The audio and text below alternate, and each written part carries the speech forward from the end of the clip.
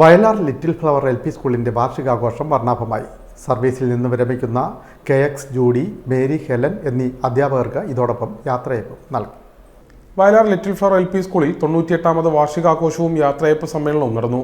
വ്യാഴാഴ്ച വൈകിട്ട് 5 മണിക്ക് ലിറ്റിൽ ഫ്ലവർ LP സ്കൂൾ അങ്കണത്തിൽ നടന്ന പരിപാടി local manager reverend father Lawrence Pollayil ഉദ്ഘാടനം ചെയ്തു.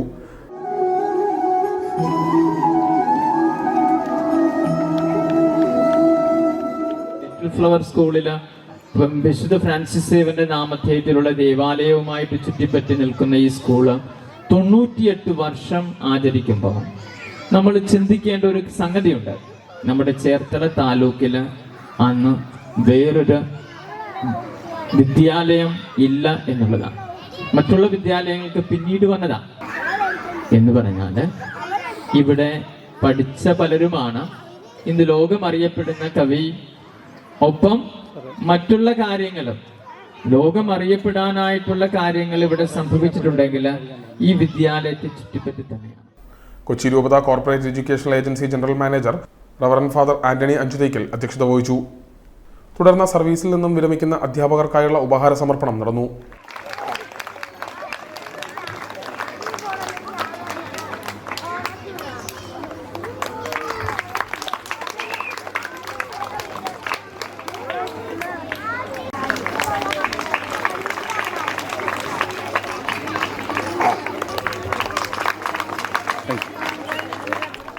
ചേർത്തല ഉപജില്ല നൂൺമീൽ ഓഫീസർ AR ഡെന്നീസ് മുഖ്യാതിഥിയായി പങ്കെടുത്തു.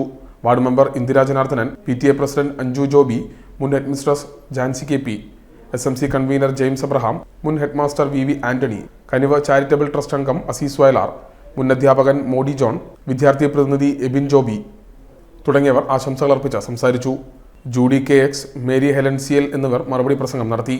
Staff secretary Bino P Thomas കൃതജ്ഞതയും HM reverend sister Mary Bona സ്വാഗതവും പറഞ്ഞു. തുടർന്ന് കുട്ടികളുടെ കലാവിരുന്നും അരങ്ങേറി.